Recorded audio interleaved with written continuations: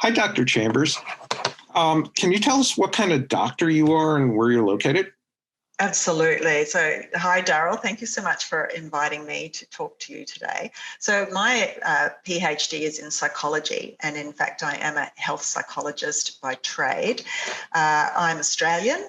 I'm currently working in Sydney at University of Technology, Sydney, but also working very closely with prostate cancer support groups, men with prostate cancer and their families, as I have done for a long time now. So, and by long time, more than a few months, many years.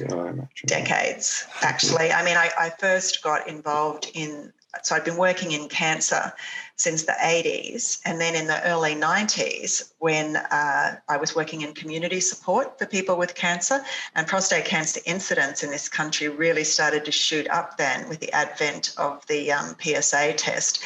And so I guess I got really hooked into that because there was this incredible increase in prevalence, but services had not been developed to meet the needs of men. And it was so striking to me that I started to get involved then. And then I was hooked because I just found the need was compelling.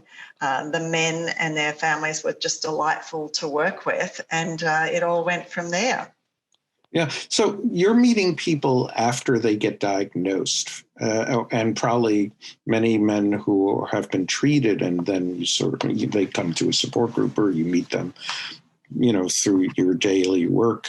What sort of, I mean, you also see guys that have nothing to do with prostate cancer. Is there like a unique kind of thing? Could you spot a man with prostate cancer from across the street or from a conversation?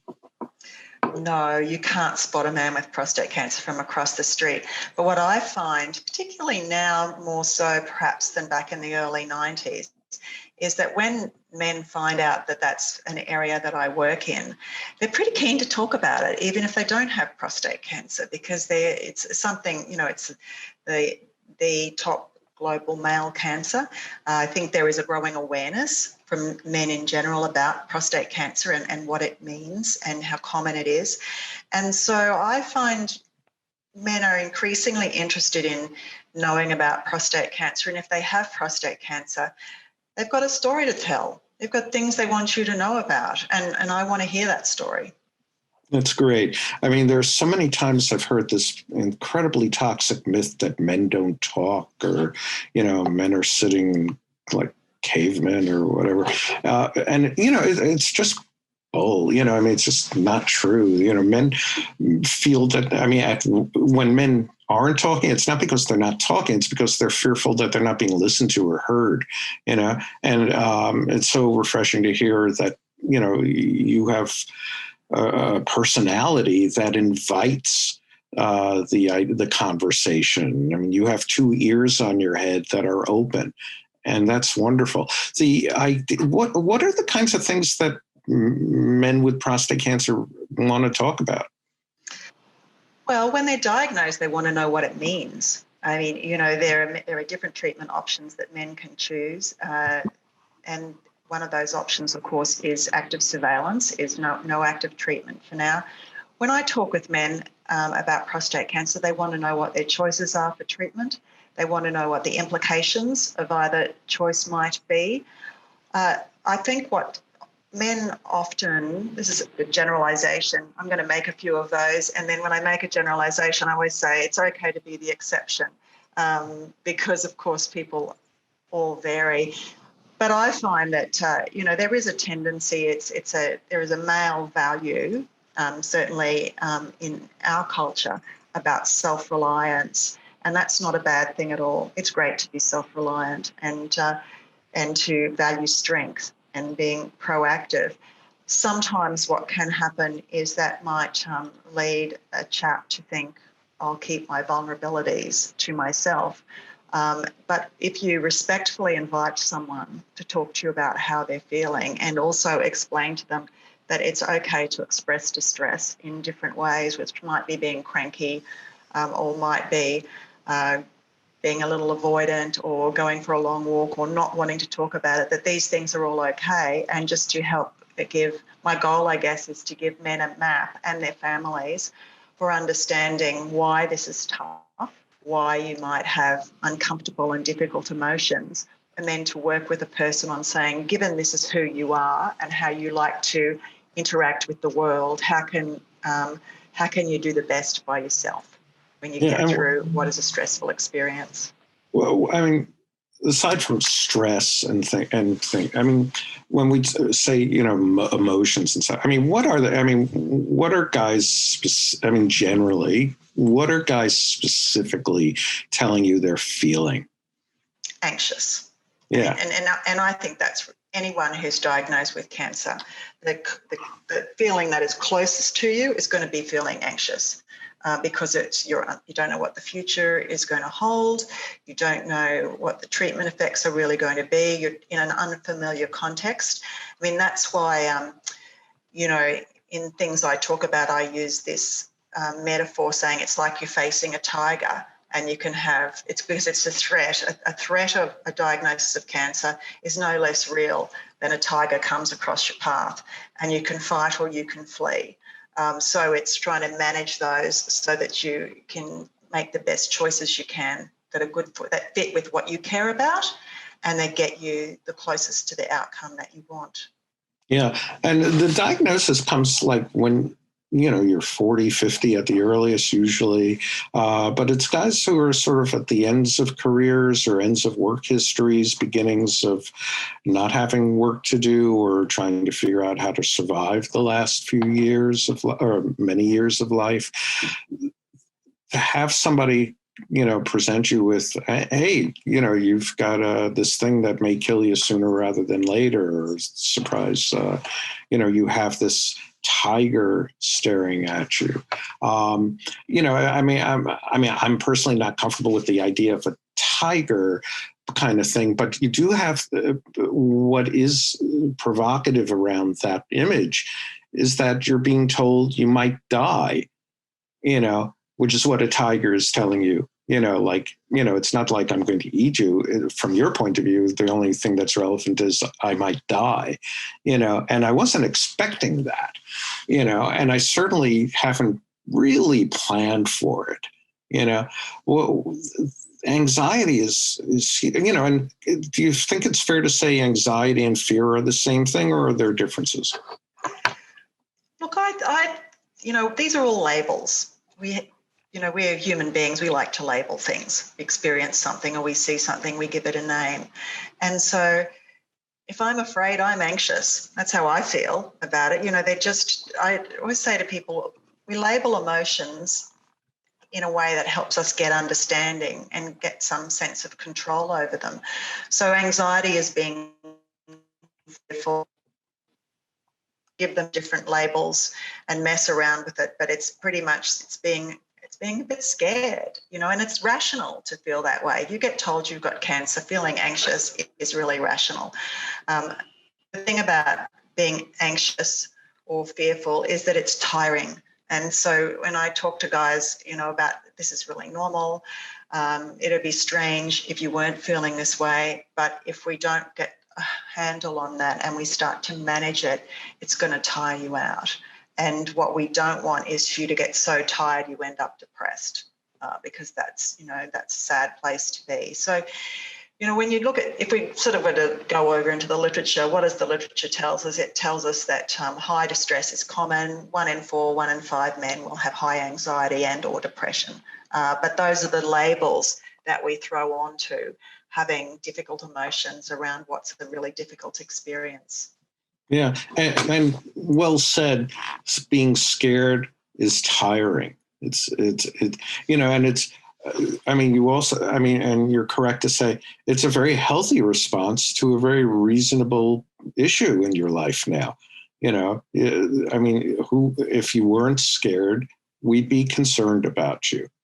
But how do you help a man sort of alleviate feeling scared, when in fact it is a reasonable response? Yeah, so there are things so when anything happens to us that makes us anxious, we have what we call a coping response to that. So there are things we can do that can help and things we can do that can hinder. So Things that tend not to be helpful are sometimes the thought patterns that we have, where we amplify our feelings of fear or anxiety by imagining the worst and catastrophizing, and this is pretty common. Avoiding support because we don't want to talk about it is also pretty common, and sometimes that's a good response, but it stops you from getting support. And avoiding can stop you from problem solving the situation. I think men tend to be active problem solvers. That tend to be their approach. So working with that as a strength and saying, okay, this is what you typically will do. So what are the things that you can learn about that you can help yourself manage that anxiety while you work through it? Because you've got to remember too that once a person gets through the diagnosis and through the treatment, distress does naturally alleviate for most people. It does go down. But there is a good proportion of men, and I've done studies on this myself, tracking men over 10 years, for example, a good subgroup of men who continue to find that they're feeling their quality of life isn't what they want it to be. They're not as satisfied with their life as they would like. And the predictors of whether that happens tends to be things like having multiple health problems at the same time, potentially having not a lot of resources around to help you, and being isolated. Yeah, and being isolated is something that support groups tend to sort of remedy in a way. I'll share with you, we have about 74,000, 75,000 people active in our online communities right this minute. It's elevated number because of COVID, and our in-person support groups have navigated onto our online communities. But of that, let's say 75,000, 46,000 are just in the anxiety support community. And the next level down is about 12,000 for advanced stage prostate cancer intervention support. So anxiety is, I think men understand. I think cancer patients understand. It's like, I'm scared, even when I'm doing treatments and stuff, I'm still scared. And things you could do to alleviate that are just as important as medication, in therapy. Absolutely. Yeah. So there are ways that you can think about your cancer that are more helpful to you than other ways.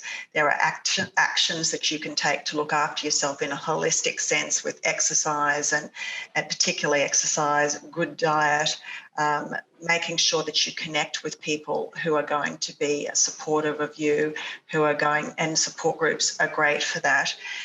It's also important, though, I think, to destigmatize feeling anxious. So what we do have in our culture anyway is that, men have a tendency, as I sort of, self-reliance, strength, all of those things. And so when you're feeling vulnerable, that can be really hard to take. So normalizing that and going, this is part of the deal. This is what happens when you have a diagnosis of cancer. And it's almost like, your cancer journey, you're in a car with passengers, and some of those passengers are unhelpful thoughts or unhelpful experiences. They're on the journey with you. And so trying to see them as passengers in the car, but not see them as you, if you know what I mean. So, human beings are complicated things. We can make things easier for ourselves or harder depending upon how much we butt up against things. So it's an opportunity, I guess, to explore how you respond to difficulties. And again, the idea is not that you're right or you're wrong. It's all about what can you do and what can people like I do to help you get through this the best that you can. Yeah, and it sounds like what you do is something around behavior and change in attitude, or maybe that's kind of a silly thing to say. How many people really change their attitude around after getting a diagnosis? But people do tend to sort of investigate who they are. Do you help people figure out who they are? Look, I think you raise an important point. When anything happens in our lives that are what I call a major life stress, a major threat, it gives us an opportunity to reflect and to examine whether it's who they are or what matters to them the most, to really think about really what are the things I value the And am I living my life in a way that pays good service to those things? We can certainly get caught up in a life where we're doing good things, but we're on a bit of a treadmill, and we might get distant from the things that matter to us most, or perhaps not. But when something like this happens, it pulls you up short. It stops you in your tracks.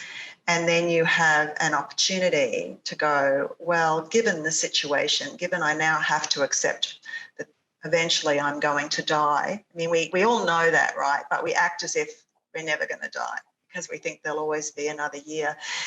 When we get diagnosed with something that's a serious illness, it puts it in front of our face that this is going to happen one day. So it's an opportunity, if we like, to go, all right, given that, am I okay with what I'm focusing on? And this doesn't have to mean I'm going to sell the house, leave the job and move, to the other side of the world.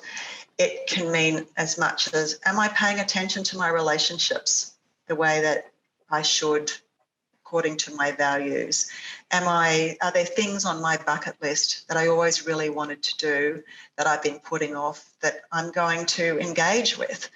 Now, any difficult life experience, whether it's cancer or anything else, other things that happen in life, can be a moment for us to reflect and to make a choice, because it is a choice. We don't have to engage with these things and we don't have to change our lives. We can just stay the same, and there's nothing wrong with that either. But it is an opportunity where we might want to say, you know what, I am paying too much attention to, say, work, and I should be paying more attention to the relationships that sustain me. So it's not that I'm not going to do work anymore, but I'm going to put some effort into these other things to enrich my life overall.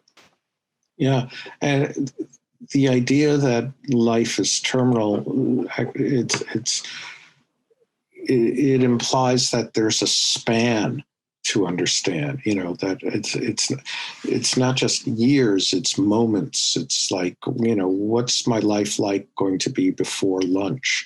What's it going to be like before I put myself to bed?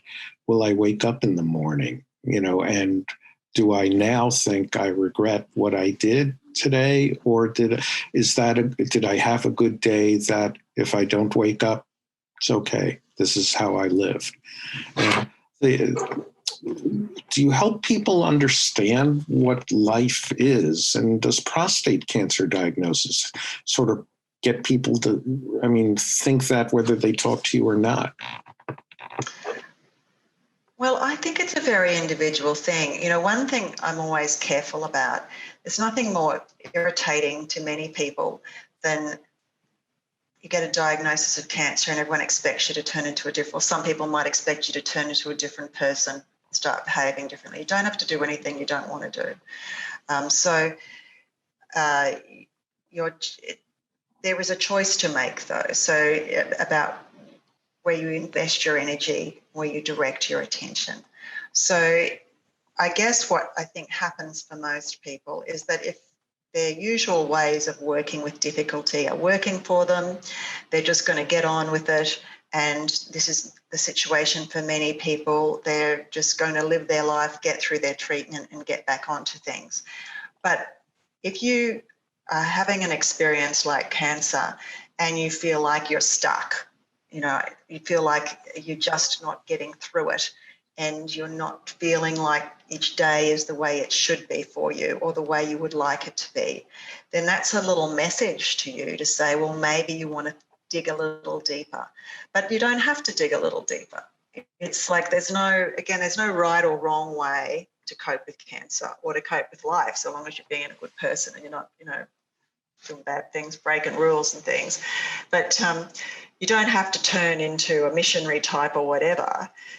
But it does provide an opportunity for reflection. And if you're feeling like you're getting stuck, then maybe you want to think about, well, am I living the way I want to be living? And what are the things I could change if I wish to do so? Yeah, absolutely critical points. A diagnosis doesn't have requirements. You're not now required to do your bucket list, if indeed you even thought that way. You're not required to be better or worse, or to be who you are, the way you've been, or try to imagine a new way.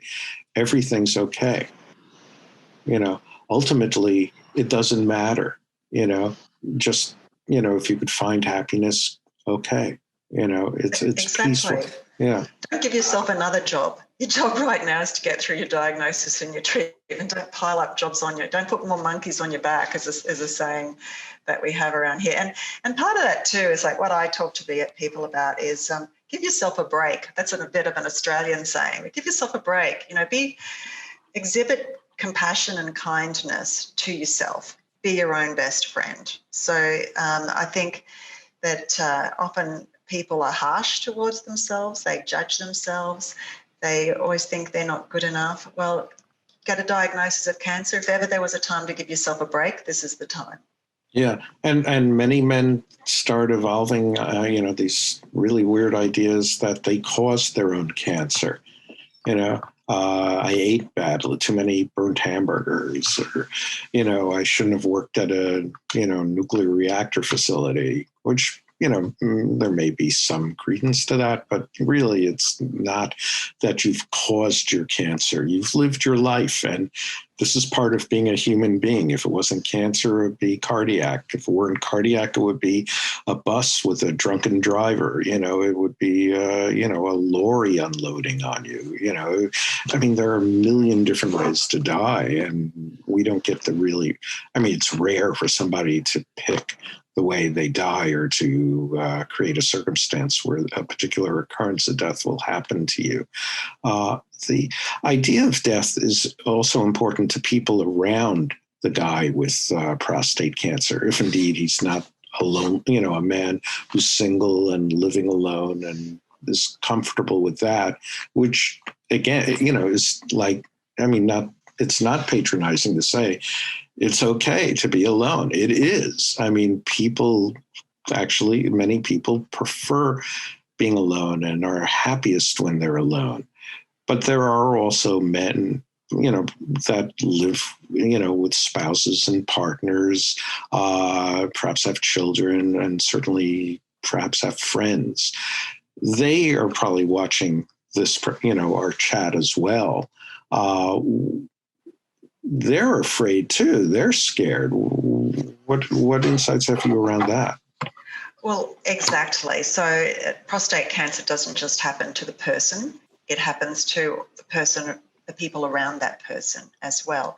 And it's scary. You love someone, or you live with someone, or you're really connected with them, and they have a diagnosis of cancer. That's really threatening for you. And in fact, there are studies that show distress in partners to be even greater sometimes than the man himself exhibits.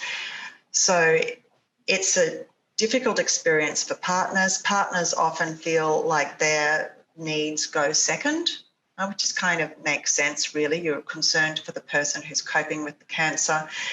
But it's really important to understand that as a partner and a support person, you matter as well. So all the advice and suggestions that I make to men about what things they might try to help themselves are really the same as what I would suggest to partners, to be working out how they're thinking about it and whether they're thinking in a way that's making it more difficult for them. It might cause partners to reflect on their values and what matters to them most. What's really important if you're in a relationship is that the two of you work together on this as a team. And I think it's good to be explicit about that. You're in this together, and so try and negotiate with each other what that's going to look like. So it doesn't mean that you have to talk about the cancer all the time, but it means you're probably going to have to talk about it some of the time. And when you're stressed, it's more common to be annoyed with each other, to get irritable. And so that's a time when it's probably useful to be explicit about what you need from that other person to support you. So it might be as simple as a partner saying to the man, it helps me when I know what's going on with your cancer, because if I don't know and I'm not involved in the discussions, I imagine the worst, and negotiating, being able to be involved in that. Or for the chap to be able to say, You know what, I know that you're trying to be supportive, but I'm feeling a bit closed in. I need a bit of space. It's not that I don't love you. So, you know, testing out, we make assumptions about why the other person is doing what they're doing, and we never test those out. They're just hypotheses. They're just fantasies, if you like. So if we're explicit with each other, we don't rely on mind reading, and we let the other person know the things they could do that would help us. And it goes both ways for the partner and for the man himself. And again, compassion for yourself and compassion for each other. Yeah. You know, perhaps the first instance of having that talk is around the diagnosis. I mean, there are many men who hear about their, you know, that their biopsies came out, you know, with a Gleason 6, 7, 8 or whatever, you know, indicating their prostate cancer. And it only went in their ear, you know, they either by phone or by, you know, in the consult room. Then those with partners, you know, do I tell? Will I tell? What do I tell? I mean, I mean, what that must be like, you know, the idea that things are normal and whatever you do from this moment forward is different, become these, you know, these sort of poisons that infect, you know, your internal conversation to a point where you can't speak to your partner or fear that. You're basically, it's perhaps hearing that you have cancer is one thing, but then having to talk about it with anyone else to put, you know, voice to the thought. Yeah. I mean, the scariness of that. What do you think of that?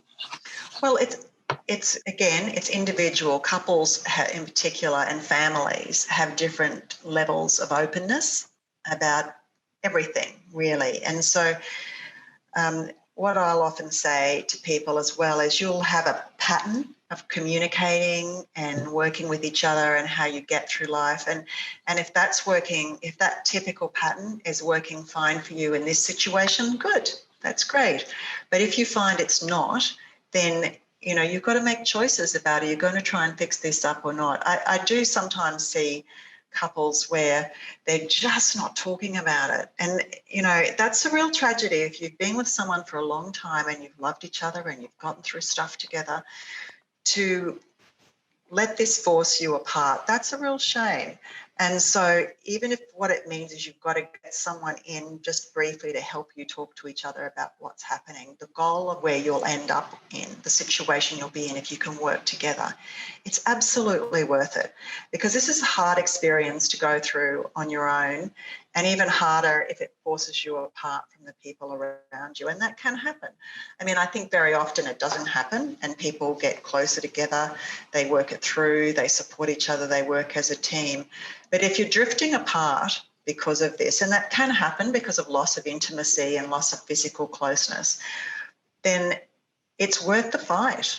It's worth getting some help, and it's worth finding out, sharing with each other and getting someone, if you need to help you work out how you're going to sort this out together so that you stay a team, because it's tough. So if you can do it with someone by your side, why would you not do that? Well, I mean, again, it goes back to the scariness, you know, like, because for sometimes the fear of emotion, the emotional, the pain of the emotion of being scared is worse than anything else. You know, no matter how, you know, smart you are or intellectually capable of understanding that if I could just jump over this bridge, I'll be on the other side.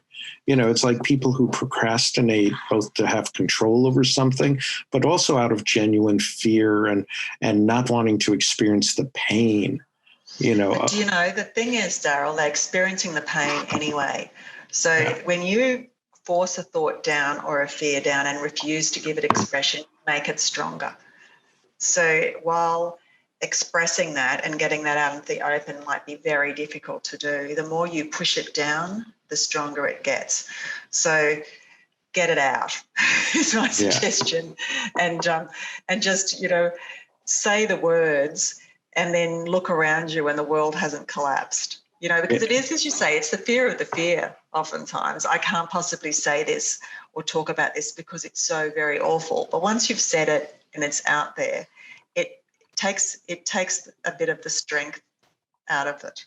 Yeah, it deflowers the pain. It does, and then you can approach it, because people are resilient, and they're, we're as a species, we're pretty good at dealing with difficult things. We have to be. Sometimes I have people say, oh, I'm crying all the time, and I go, well, eventually you'll stop. Cry. If you're in a difficult situation, it's tough, well, cry. Let that out there. Eventually you'll get tired and you'll stop crying. And then let's talk through the things that are bothering you the most, and let's work out some strategies that you can practice and play with to try and help yourself feel more in control of the situation. Yeah. I mean, it's like when we were all teenagers at one time or another, and there was a boy or that girl that we were attracted to, and they reject us, or we dated them for once or twice and they reject us or whatever. The pain of that resonates. I mean, the extraordinary pain of that resonates in different arenas for the rest of our lives. And, even if you've had like a very wonderful, adulthood, and suddenly you're diagnosed with prostate cancer, that pain resonates from your teenage years, and, if you were lucky to have experienced love in a younger time, you understand that the pain dissipates over time. There's so many wonderful ways to think of pain and fear and being scared to a point where you could make people feel good about trying to go through it, because getting to the other side is a damn good thing. Well, a life well lived, Yeah. I mean, away from the cancer world, if you think of daily life, the times we take calculated risks about trying new things, about putting ourselves out there, the new things we attempt may or may not work, but if we don't push ourselves and have some level of engagement with novelty and newness, we don't move ahead. Yeah. There are two things I'd like to hit on before we close this out. One around active surveillance, and one around, what should guys who are diagnosed get to know about themselves so they can make better treatment choices. Let's talk a bit about active surveillance guys. So typically they're not doing a concrete treatment, and that's an unusual thing in the last decade or two. Not particularly unusual for our support group people, because we have a very active, what used to be watchful waiting, now active surveillance program. But, in general public, I mean, it's an unusual thing. I got cancer, but I'm not going to treat it or whatever. And of course they are treating it. Go ahead. What's the fear? Excellent. Yeah, go ahead. Sorry. Yeah, so it is unusual to get a diagnosis of cancer and to be told by the doctor we're going to keep an eye on it. And that takes people by surprise. But it's about, I think, a man spending time with his clinician and getting a second opinion if he feels he needs that, so that he really understands what sort of cancer he has, what his options are, things like, the details like the grade of the cancer, the stage of the cancer, understanding his whole body and the situation he's in from a general wellness point of view, to be able to understand why the doctor is making this suggestion. Now, active surveillance, though, doesn't mean no attention. And it doesn't mean just hanging around, hoping for the best. So if your doctor is advising you that he thinks active surveillance is a good protocol for you, there'll be regular tests and regular checks so they can surveil that cancer. And so that if the clinical signs are that this is a cancer that now needs treating, that is what will happen. So all the data is guiding these decisions. The clinicians know that, and they take great care with that.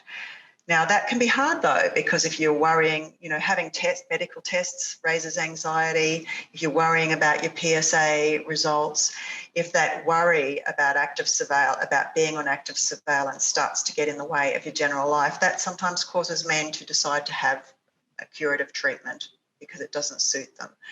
And that's okay. That's a personal decision. So long as you know what the pros and cons are of each approach, then you can make an evidence-based decision. So that's part of understanding information. First of all, understanding why your doctor is suggesting A, B, or C, really personalising that for yourself, and then thinking about, this is a bit of self-reflection. For me, as a man, what is going to suit me best? What treatment approach do I want to have? I think, and it's therefore obviously really important to have a good relationship with your clinician so that you can discuss all of these options. The clinician gets to understand more about you and how you approach life, how you like to manage your healthcare, and you make a decision together. It's that relationship with your clinician is really important because that's the person who's going to be walking this journey with you by your side. So that people should, I always say, be careful about. If you want a second opinion, get one so that you know that you've got a doctor that you trust and you feel comfortable with and that understands you, who's going to lead you through this. Yeah, but, in some ways, you're the most important clinician in their lives. They're dealing with an emotional standoff with prostate cancer rather than a physical standoff with prostate cancer.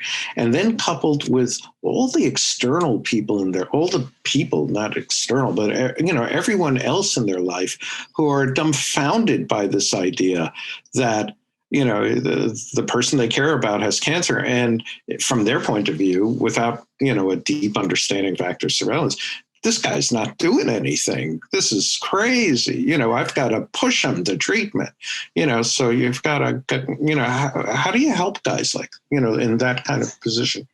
You raise a good point because, and I can think of, while you're talking, I'm thinking of partners that I've worked with whose husbands were put on active surveillance and where the partner really, in their hearts, would have liked them to have definitive treatment just because they love them so much and they're just so worried and they're finding it hard to come to terms with the idea that we're going to surveil this. And that's tricky because when I've talked to partners in that circumstance, it's been about helping them to understand that it's the man's body. In the end, it's his decision. He wants support around him for what he's going to do, but it's his decision. And so being able to, as a partner, manage your own concerns and being able to take that step back where you're, letting the man choose what's best for him, that can be tricky. And that's because you care so much and you're frightened. So there's no magic wand to this. Probably it gets back to everyone working in partnerships. So I work really closely with clinicians, with urologists, with radiation oncologists, who I am understanding what their job is and how they work, and then they understand what it is that I do. And so we work as part of the support team to support men through. Yeah. Finally, before we say goodbye, or we'll see you another time, not goodbye, the idea of making treatment choices that have consequences to our quality of life. And everyone knows, most people know about erectile dysfunction, urinary incontinence. Slightly fewer men understand what urinary incontinence and erectile dysfunction may actually translate to in the course of their lives. Fatigue and around androgen deprivation. We could spend another hour just listing them. What do you think in your practice, what have you found to be most helpful for a newly diagnosed guy or even an advanced stage guy who has a new plateau of treatment choice making? What would be helpful for that man to uncover or discover about who he is and how he wants the rest of the course of his life to go relative to prior to actually making a choice? Well, you need information. You need to concretely understand what your choices are and what the consequences of those choices will be. And that can be a process of getting a bit of paper out and writing out, these are all the choices that I have, and writing what the pros and cons are. And then when you look at that on a piece of paper, getting a red pen and circling the things that resonate with you most strongly, or that pop out, or that feel really close to what matters to you. And you can see a pattern emerging about what is the choice or decision that you're leaning towards. Now, in working that through, it's really helpful, I think, to talk it over with trusted others. So that could be the primary care physician, that could be repeated visits to the urologist, that could be talking to a partner, could be talking to someone like me. Because as you speak, you're working it through in your head. You know, sometimes there's a bit of debate of this in the literature about, does a value exist before you discuss it? And really, you work out what your values are in discussion of those values, in talking about what matters to you. And the more talking you do about that, the clearer it becomes. So it's like an iterative process. There are many reasons why it's hard to make decisions about treatments. One of them is because the language is often quite unfamiliar and very technical. The other thing is that if you think about your brain or your thinking as your workspace, when you're anxious and under pressure, your workspace is more cluttered, and it's harder to find things and harder to move things around. So that means you might need to take some more time and be trying to manage your anxiety levels at the same time as you work this through. But in the end, what I always say to people is, you know, if you've been well informed, you've taken the time to consider your pros and cons, you've talked it over with important people, the decision you've made is the best decision you could. Mm-hmm. So you make the best decision you can, you go into it, and then whatever happens after that, support around you, you'll deal with it and you'll get through. But you can't keep second guessing yourself constantly. It's just pointless. Yeah. I mean, one of the best things a man can achieve in the context of a support group is to get to a place where he won't have regrets 5 years hence, no matter what the outcome. You know, I mean, our goals in our groups are your goals in your work, and I think in groups worldwide, whether they realize it or not, is you know, you could do things about the present, you could do things about the near future, but ultimately within the prostate cancer world, what's critical is what can you do now so that you're the happiest you could be, or the most satisfied and filled with no regret 5 years out or 10 years out, no matter whether you're impotent, incontinent, and near death, or you're swimming like a seal in the ocean. You know, that's the kind of work that men do on themselves, you know, after diagnosis, that leads to the best outcomes. Because, you know, there are no clear pathways to treatment these days. You know, so there's no guarantees about the future. So right now you're in the present. This is the information that you have. Based on this, what's the choice that feels most comfortable for me? And once you make that choice, off you go. Now, there'll be more choices to make down the track, you know, because there'll be choices. Initially, you're making a choice about your initial treatment. There might be other options that come up down the track, and also choices about how you're going to manage side effects, how you're going to improve your overall quality of life, what other things that you can do for yourself to make yourself stronger and fitter and able to cope better. So there's always an influence point that we have down the track that we can choose to move towards. Dr. Chambers, thank you for being a model of care for our community, and thank you for taking care of our community and the patients that you have the honor to serve. And thank you for being part of our conference. So welcome, and thank you for sharing. Okay, thank you.